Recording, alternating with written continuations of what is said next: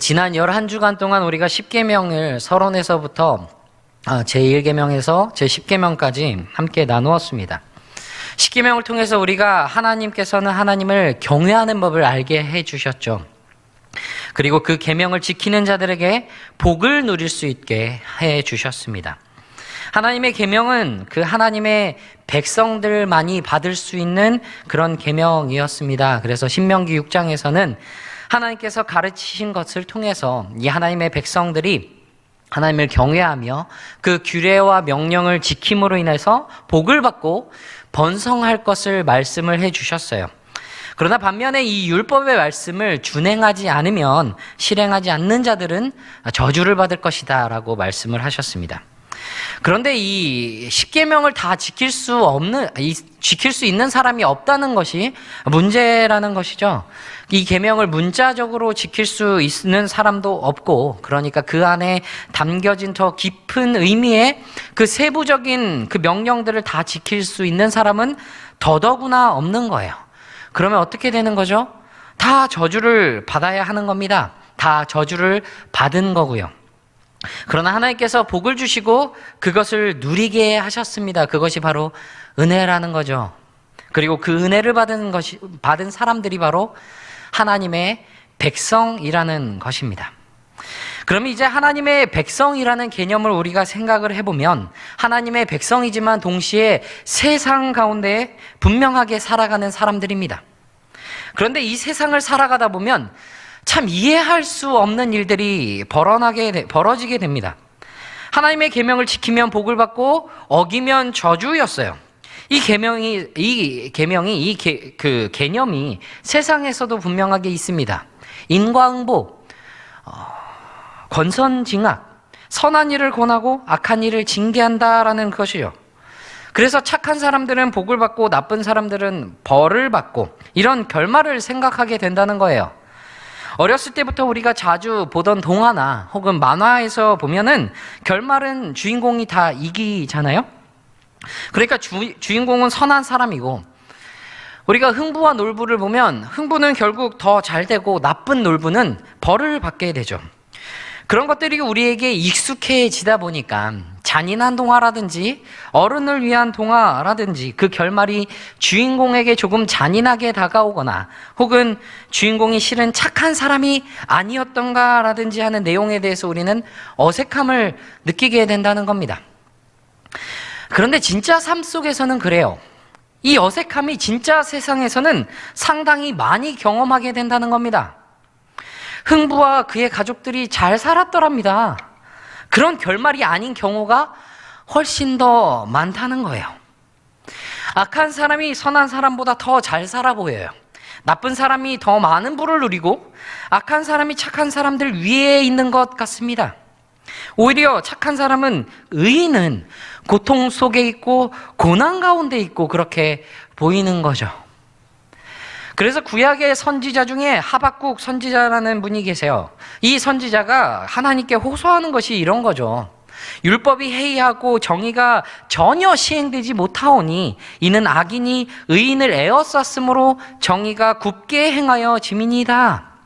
어찌하여 거짓된 자들을 방관하시며 악인이 자기보다 의로운 사람을 삼키는데도 잠잠하시나이까? 무슨 말입니까? 하나님, 왜 악인이 의로운 사람을 핍박하는데 그대로 두십니까? 이런 질문인 겁니다. 그 질문과 같이 왜 의인이 고통 속에 있고 왜 어려운 가운데 놓여 있는지 그런 의문이 생기곤 한다는 겁니다. 그 질문이 우리가 오늘 함께 나눌 이 한 인물에도 동일하게 던져지는 것이요. 정말 처절하게 나타나고 있어요. 누구죠? 바로 욥입니다. 욥기는 상당히 독특한 구조로 이루어져 있어요. 이 구약 성경에서 욥기가 시편, 잠언, 전도서, 아가와 같이 시가서에 포함되고 있습니다. 그것으로 분류가 되고 있죠. 그런데 우리가 흔히 알고 있는 이 욥기는 욥의 이야기들이에요. 그죠? 그래서 우리가 욥기는 왜 시가서로 분류가 되어 있는지 가끔은 궁금해하기도 합니다. 그런데 욥기는 앞에 1장과 2장 그리고 마지막에 42장 7절부터 그 마지막까지가 산문, 그러니까 이야기로 이루어져 있어요. 내러티브로 되어 있죠. 그럼 나머지 부분은 무엇으로 되어 있냐? 바로 히브리 시로 되어져 있습니다. 그래서 이것이 시가서에 포함이 되어 있습니다. 그리고 이 시들은 지혜에 대한 상당히 깊은 가르침을 주고 있어요. 그래서 욥기는 이 신학자들은 물론이거니와 그 중세의 철학자들이 상당히 많은 관심을 가졌던 책 중 하나입니다. 어떤 사람은 이렇게도 이야기를 해요. 욥기는 인간의 외로움에 대해 가장 비극적이고 웅장하고 아름답게 묘사한 책이다라고 말입니다. 욥기는 인간의 고통에 대한 주제를 다루고 있다고 해요. 그러나 이 주제만을 본다면 욥기를 반만 이해한 겁니다. 욥은 그 이름이 뜻이 여러 가지로 이야기가 됩니다. 핍박을 받는 자, 혹은 아버지 어디에 계십니까? 혹은 돌아오는 자, 회개하는 자, 이런 이름의 의미를 가지고 있습니다. 무언가 그의 삶이랑 너무나 잘 어울리는 것 같아 보이는 그의 이름의 의미예요. 이 욥은 상당히 고대의 인물입니다. 아브라함의 시대, 그러니까 족장 시대를 살고 있는 사람으로 알려져 있는 것이죠. 그러니까 아직 율법도 없고 하나님의 백성들이 큰 무리를 이루기 이전의 사람이라는 겁니다. 그럼에도 이 사람에 대한 성경의 평가는, 그 표현은 상당히 의미가 있어요. 욥기 1장 1절에 보면 우스 땅에 욥이라는 불리는 사람이 있었는데 그 사람은 온전하고 정직하여 하나님을 경외하며 악에서 떠난 자더라. 성경에서 이 정도로 극찬을 받은 사람이 또 누가 있을까요? 창세기 6장에서 의인이요 당대의 완전한 자라고 불렸던 노아 정도가 있을 것 같습니다. 게다가 이 욥은 상당히 부유해요. 양이 7,000마리가 있고 낙타가 3,000마리, 소가 500결이, 그리고 암나귀가 500마리, 거기에 종도 상당히 많았습니다. 그래서 성경에서는 동방 사람 중에 가장 훌륭한 자라라고 3절에서 말하고 있죠. 이것을 직접적으로 번역을 하자면 동방에서 가장 큰 힘, 풍부함을 가진 사람이라는 겁니다. 그래서 이것을 새 번역에서는 어떻게 번역을 했냐면 그는 동방에서 으뜸가는 부자였다라고 표현을 하고 있는 것이죠. 엄청난 부자예요. 그리고 자녀들도 많았습니다. 아들이 7이고 딸이 3이었어요. 총 10명이죠. 고대 히브리 문화권에서는 큰 복을 받은 사람들에 대해서 분류를 하면 하나는 자녀들입니다. 많은 자식들을 가진 것, 크게 번성한 것과 같음을 이야기를 하고 있는 것이죠. 그리고 또 하나는 재물이에요. 특히 가축들이죠. 농사보다는 목축업이 더 활성화된 이 지역이기 때문에 많은 가축이 큰 복을 받은 사람임을 말해주고 그것을 나타내고 있다는 겁니다. 그리고 또 하나는 장수인데 이것은 여기에서는 언급이 되지는 않았습니다. 아무튼 이런 훌륭한 사람, 으뜸가는 부자가 바로 이 욥이라는 사람이에요. 게다가 하나님을 잘 섬기기까지 했죠. 하나님을 경외하는데 어느 정도로 경외했냐면 이 자녀들이 10명의 자녀들이 각각의 생일에 그 집에 잔치를 베풀어요. 그러면 다 함께 모여서 먹고 마시는데 그 잔치가 끝나면 욥이 그들을 모두 불러서 성결하게 합니다. 아침에 일어나서 그들의 명수대로 번제를 드려요. 그러면서 무엇이라고 말했냐면 혹시 내 아들들이 죄를 범하여 마음으로 하나님을 욕되게 하였을까? 그렇게 번제를 하고 그들을 성결하게 했다는 겁니다. 혹시나 그동안 지나오면서 이 자녀들이 하나님께 범죄하였을까? 그들을 불러서 번제를 드리며 성결하게 했다는 겁니다. 그리고 이 행위가 단순히 일시적인 것이 아니라 그의 행위가 항상 그러했다라고 성경은 말하고 있는 것이죠. 하나님을 잘 섬기는 온전하고 정직한, 그리고 악에서 떠난 이 사람이 바로 욥이었다는 그 말이에요. 인간적으로 이보다 더 훌륭하고 이보다 더 행복한 사람은 없을 것 같은 바로 그 사람이 이 욥이라는 말입니다. 그런 이 욥에게 시련이 닥쳐와요. 하늘에서 사탄이 하나님 앞에 섰습니다. 어디에서 왔냐고 하나님께서 물으셨더니 사탄이 땅을 두루 다녔다고 말하고 있는 겁니다. 그래서 하나님께서 이렇게 말씀을 하셔요. 내가 내 종 욥을 주의하여 보았느냐? 그와 같이 온전하고 정직하여 하나님을 경외하며 악에서 떠난 자는 세상에 없느니라. 하나님마저 인정하시는 그의 온전함과 정직함입니다. 그런데 사탄이 그러는 거예요. 하나님, 욥이 까닭없이 하나님을 경외하겠습니까? 다 이유가 있어서예요. 하나님께서 그를 복되게 하셔서 넘치게 하신 그의 집과 그의 소유물들을 하나님께서 친히 울타리로 그를 보호하시기 때문에 그가 하나님을 경외하는 것 아니겠습니까? 그러고 말하는 것이죠.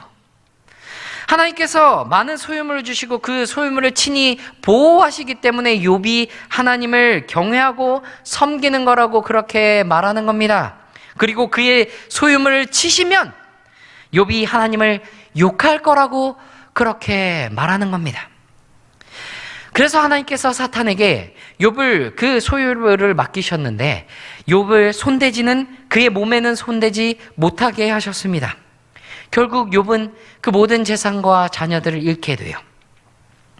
이전과 같이 자녀들이 그 마다들의 집에서 함께 식사를 하고 있는데 여러 사환들이, 여러 종들이 욥에게 연이어서 다가오고 있습니다. 그러면서 소식을 전하고 있어요. 그런데 이 연이어서 전하는 소식 중에 좋은 소식은 단 하나도 없습니다. 스바 사람이 와서 밭을 갈고 풀을 먹는 소와 나귀를 빼앗고 그 소와 나귀를 돌보는 종들을 죽였습니다. 그리고 그 말이 미처 끝나기도 전에 또 다른 종이 와서 불이 하늘에서 떨어져 양과 종들을 불살라 버렸다고 합니다. 또 그 말이 채 끝나기 전에 갈대아 사람들이 와서 새 무리를 지어서 낙타에게 달려들어서 낙타를 빼앗고 그 종들을 다 죽였다고 합니다. 소, 나귀, 양, 낙타, 종들을 다 잃어버렸다고 하는 소식입니다. 그러나 가장 안 좋은 소식은 가장 마지막에 온다고 했던가요? 소유물들을 다 잃은 그 소식을 미처 듣고 멘탈을 이제 잡기도 전에 또 한 사람이 다가옵니다. 마다들의 집에서 함께 음식을 먹고 있는데 큰 바람이 그 집 네모퉁이를 쳐서 집이 무너졌어요. 그래서 그 안에 있던 모든 자녀들이 무너진 그 집에 깔려서 다 죽었다는 겁니다. 소유물만 해도 상당한 충격이에요. 이 터져버린 멘탈 잡으려면 시간이 한참이 필요한데 10명의 살아온스러운 자녀들 단번에 잃습니다. 혹시나 하나님께 범죄함으로 마음으로나마 하나님을 욕되게 함으로 하나님께 벌을 받을까 그렇게 아끼고 그들을 성결하게 하고 번제를 드렸던 그 자녀들 한순간에 사라져버린 겁니다. 어떻게 이럴 수가 있냐고, 내가 무슨 잘못을 했냐고, 이게 무슨 날벼락이냐고 그렇게 수없이 외쳐도 모자랄 텐데 욥이 하는 말과 행동이 너무나도 충격적입니다. 20절에 보면 욥이 일어나 겉옷을 찢고 머리털을 밀어요. 고대 근동에서 슬프고 괴로운 일을 당했을 때 하는 행동입니다. 가장 큰 애통의 모습을 그렇게 표현하고 있는 것이에요. 그런데 그 다음 행동이요, 땅에 엎드려 예배하며 머리를 땅에 대고 엎드려 경배합니다. 그러면서 말하는 것이 21절이에요. 내가 모태에서 알몸으로 나왔은즉 또한 알몸이 그리로 돌아가올지라.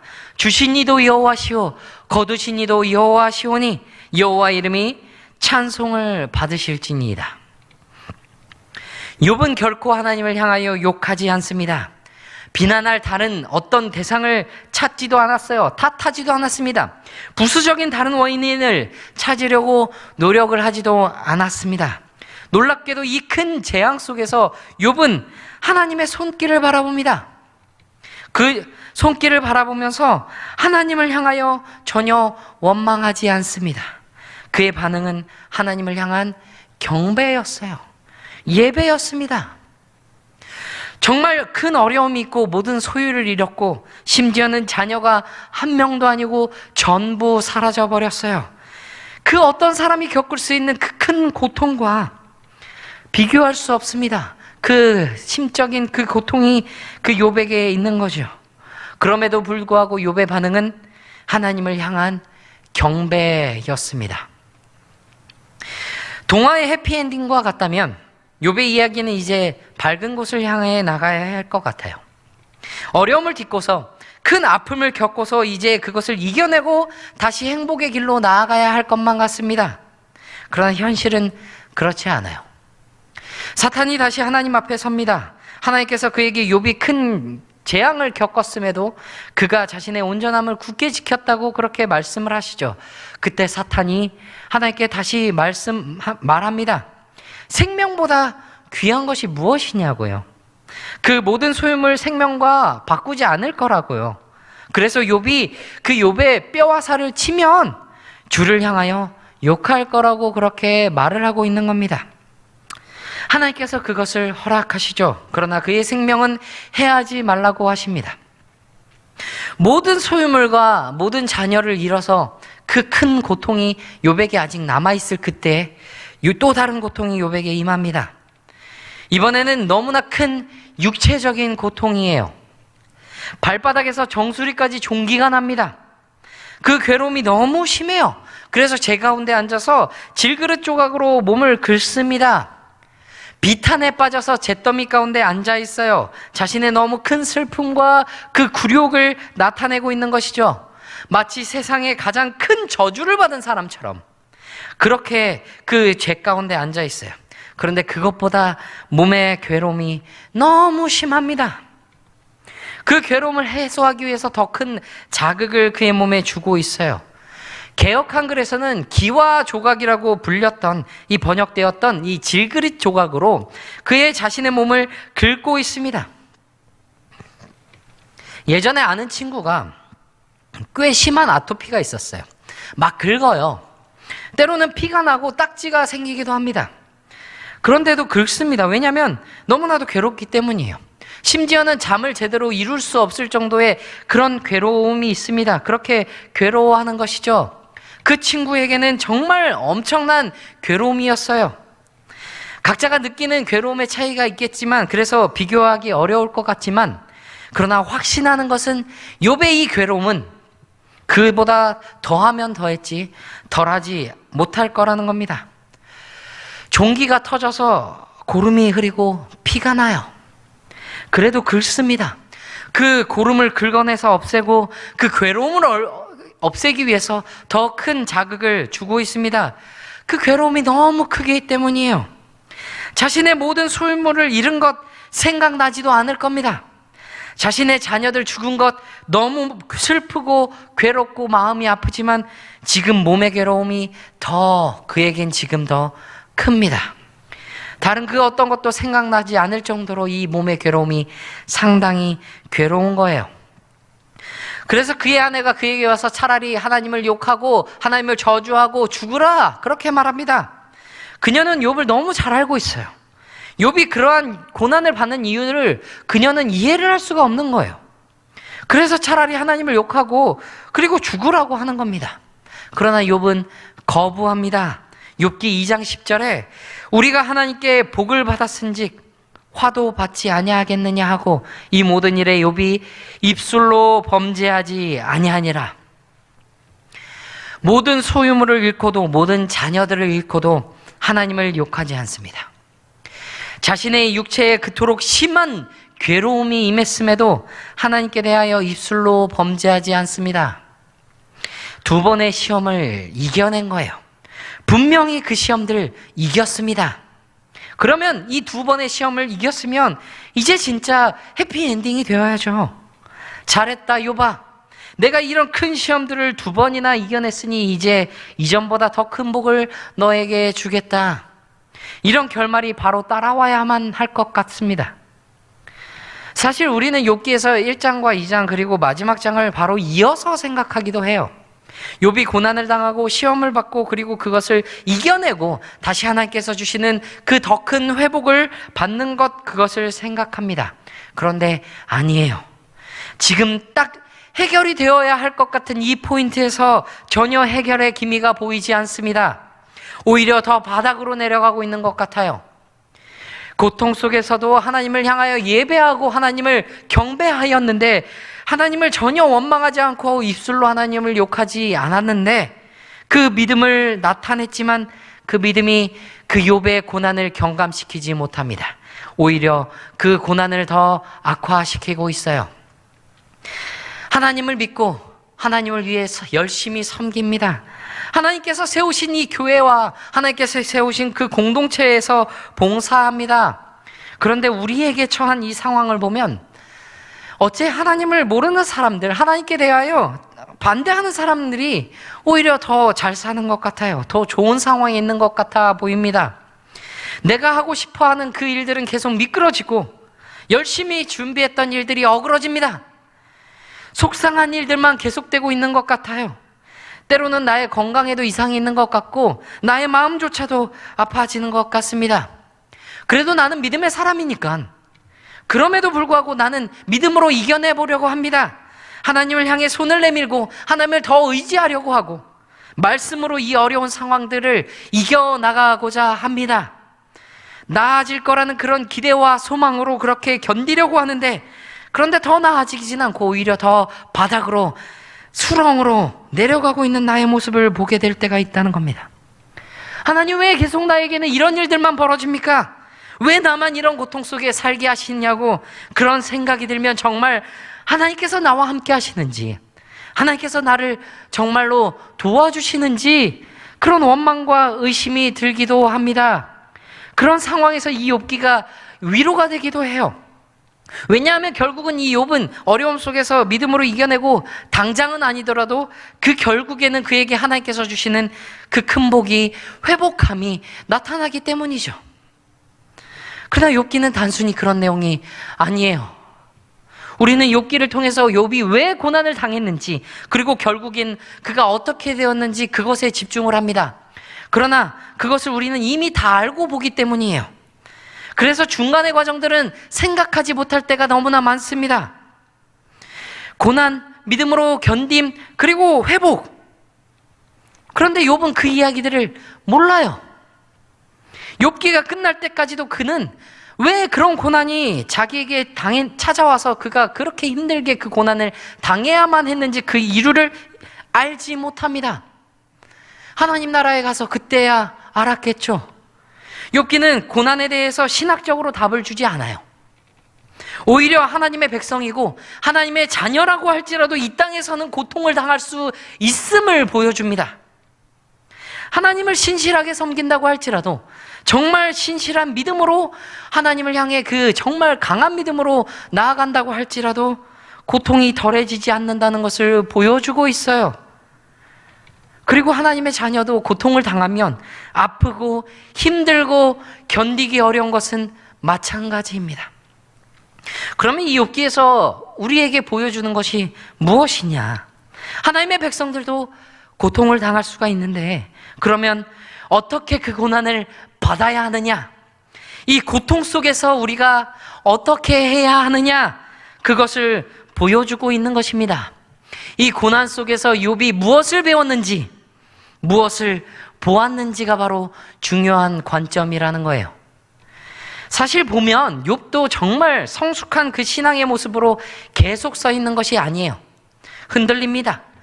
계속 그가 흔들리지 않는 믿음으로 서 있던 것이 아니에요. 바로 이어지는 3장에서 그는 그 상황을 원망을 합니다. 비록 하나님을 욕하지는 않습니다. 그가 저주하는 것은 자신의 생일이에요.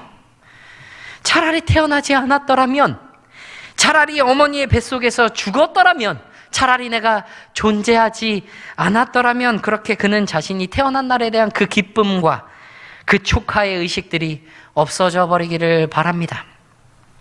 게다가 자신을 위로하러 왔던 정말 자신의 아픔을 공감하며 함께 애통에 동참했던 이 친구들이 자신이 그런 일을 당할 무언가가 있었기 때문이라고 그렇게 정죄하면서 더 괴롭게 하고 있죠. 물론 친구들이 하는 말은 맞는 말이 있어요. 그들이 말하는 것과 같이 하나님 외에 의로운 자가 없습니다. 그리고 하나님은 죄를 심판하는 분이세요. 그러나 이 친구들은 다른 것들은 몰랐던 겁니다. 그래서 욥을 정죄하면서 그의 재난을 평가하고 회개하라고 합니다.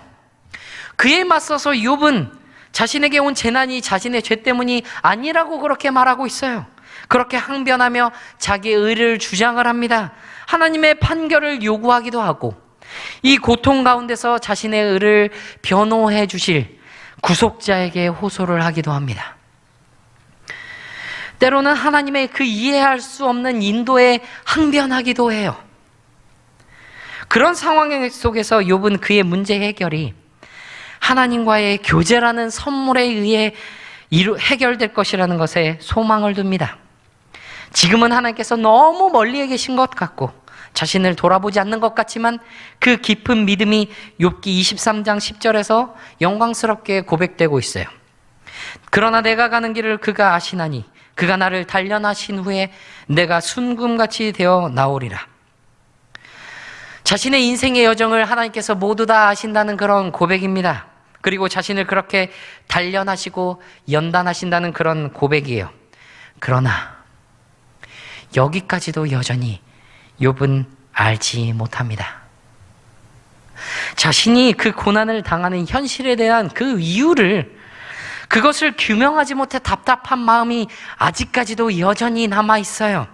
어렴풋이나마 자신의 고난의 배후에 하나님의 선하신 섭리가 있다는 것을 인정하고 고백하고는 있지만 여전히 그는 알지 못해 답답함이 그 마음속에 가득합니다.